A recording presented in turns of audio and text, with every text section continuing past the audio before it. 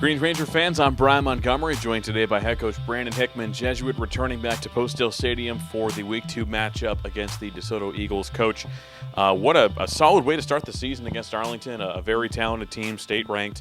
Rangers were trailing in the first quarter 17-0. Although, however, fantastic down the stretch, really became within half a yard of taking the lead in the third quarter.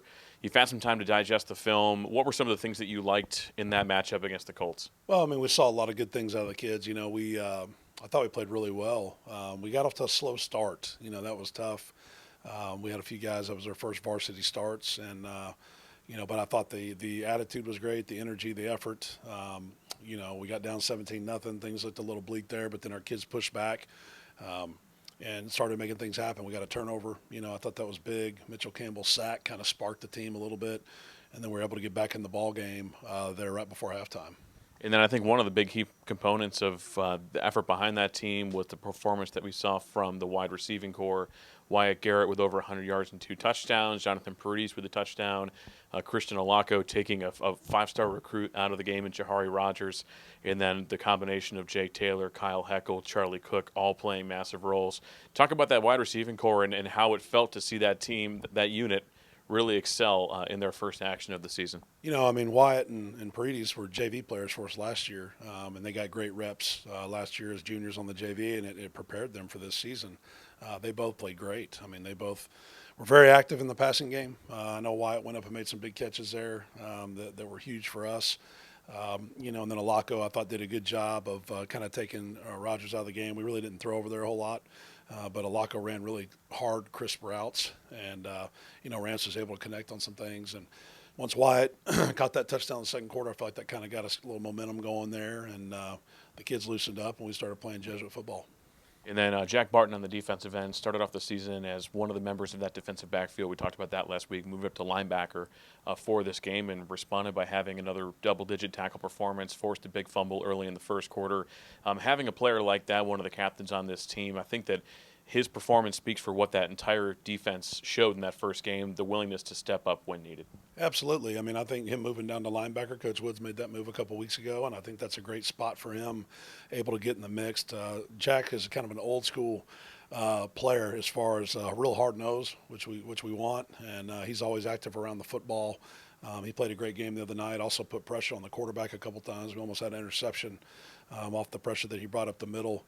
Defensively, I felt good with the way we played. We gave a couple of big plays, but I thought our defense kept us in the ball game and played really well and much improved from where we were a year ago. And then speaking of much improved, not like there was a lot of more for what he could do compared to his 300 game to close the 2018 season. Rance Holman also had a very nice game, 22 completions. And then also looking at Jake Taylor, who finished the game with almost 200 all-purpose yards. Looking at those two, what they brought to the table, again, a lot to look forward to for this season. Oh, we're excited. Our non-district schedule is tough, probably one of the toughest in the state of Texas, and that's something that we want to get prepared for district. And, Rance, everybody loves Rance. He's worked his way all the way through the program. He is our guy at quarterback. I thought he did really well the other night. I thought he made some great throws. He ran the offense, and we dropped a couple balls early that we need to patch up. But Rance has done a great job and been a great leader for us. Out at practice every day as well, and obviously being selected captain. The kids think real highly of Rance. And so we're excited about him this year. And then Jake Taylor, he did everything the other night. I think after the game I told him he was going to sleep pretty well. So he was 50% of our offense, caught a lot of balls out of the backfield, was able to run the ball very effectively, blocked well as well. Jake is a tough kid. I think he came out once with a cramp, and I knew he was fine. I didn't have to tell him to go back in. He just ran right back out there 2 plays later, and Sam Morales actually stepped in and had a really good block when he filled in for Jake. But Jake's a guy that's not going to come off the field. He's a really tough-minded kid, and we're excited about him this season. And then now you head into this Week 2 matchup against DeSoto, a team that beat Permian this last Friday and only held the Panthers to 1 reception. Looking at that, you're looking at a team that has a really good pass defense. They can score on their own. A good matchup here at Post-Dale. What have you seen on tape for the Eagles? What should Ranger fans expect? They're big, they're athletic, they're fast. That's not going to change with DeSoto. Permian really is a wishbone type offense, so they didn't throw much. They might have thrown the ball a couple times the whole game. Permian got down early, and they really could never recover. But DeSoto's got a good football team. You know, they're good on offense. They're active on defense, and we're going to have to come out and play really well. Good team football.